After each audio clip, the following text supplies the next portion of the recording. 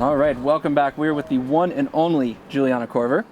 I just got to start off the top. You've had 3 starts this year on tour. You finished all of them in the top 10. You are the envy of everybody who thought about it, maybe decided to not tour, or maybe retired too soon.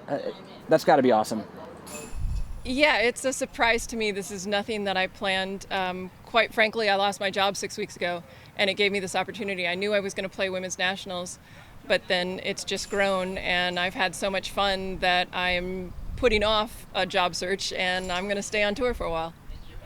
The sport's definitely better for that. I mean, we talked before the OTB Open, and we talked about the length of that course, obviously some similarities out here, and you told me it's all just playing golf, and that's the most important thing. How has that mentality kind of helped you compete against these amazing women this now in FPO?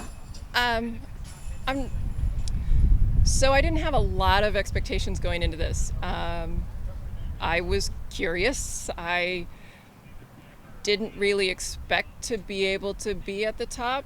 Now I think maybe I can be. However, this course is a little bit different than OTB. So at OTB there was still a lot of shot shaping, there was still a lot of danger, water, trees. There's not as much of that at this course. So I do think that this course is going to favor a long thrower more than the OTB course did. So I don't know. I felt like I would be able to hold my own at OTB, wherever that equilibrium happened to be. I didn't know. I'm not as sure on this course. Despite that, and obviously there'll be more tournaments throughout the year, do your expectations continue to rise? As you said, you're starting to think like, hey, I'm still got it. Well, I need to be careful with that because I've gone through this before. It's fun on the uphill, but boy, it really doesn't. It's not very fun on the downhill. I don't really. No, I do have a goal. I do have a goal, and I'm willing to say it. I would love to make it into the Tour Championships at the end of the year. So that's what I'm working towards. And I have signed up for all the remaining DGPT events. I'm still on the wait list on a couple, so I don't think I'm probably going to be able to get 8. I think that's the number that's counted, so it might be a little bit difficult, but that's what I'm really working towards. And last question for me, you said you've seen the uphill and the downhill before, in terms of having a whole career in front of you. How does that help you kind of manage it when a shot doesn't go your way nowadays versus, back in, let's say, the 1.0 version of the JK career?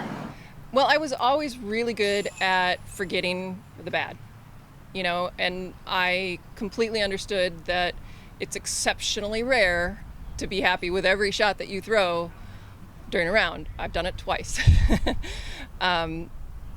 But let's see, I lost my train of thought. So I'm not looking at it the same way this time around. This is not my career. This is like for fun. This is take a break.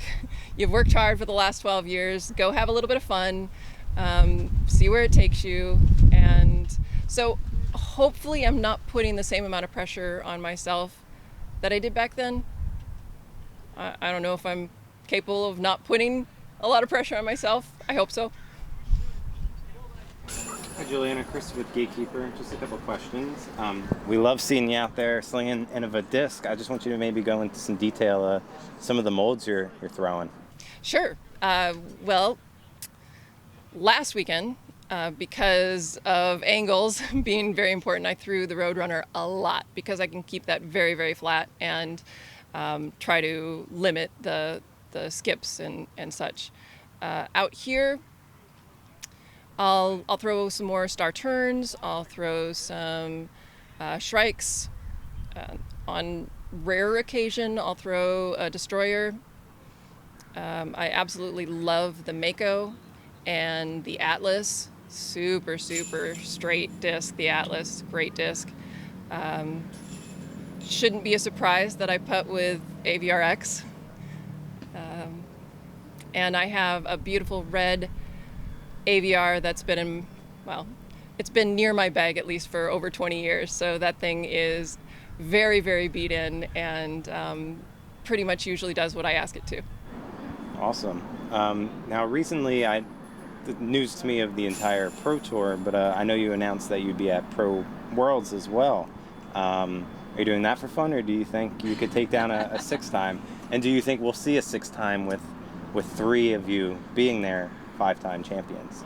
I think the chances are good that there will be a six-time coming out of Utah. Do I think it's going to be me? No. Do I want it to be me? Sure. No, that's completely unrealistic. I've been sitting behind a desk for 12 years, and I'm 50 years old. So to expect me to beat Paige at the prime of her life, she's been training for this for her entire life, unrealistic. Could it happen? I guess. Will it happen? Probably not. Am I going to try to make it happen? Of course.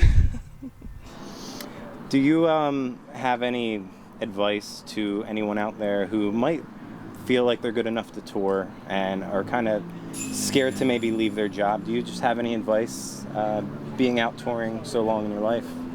So this is the second time around for me, and I gotta say this time's a lot easier.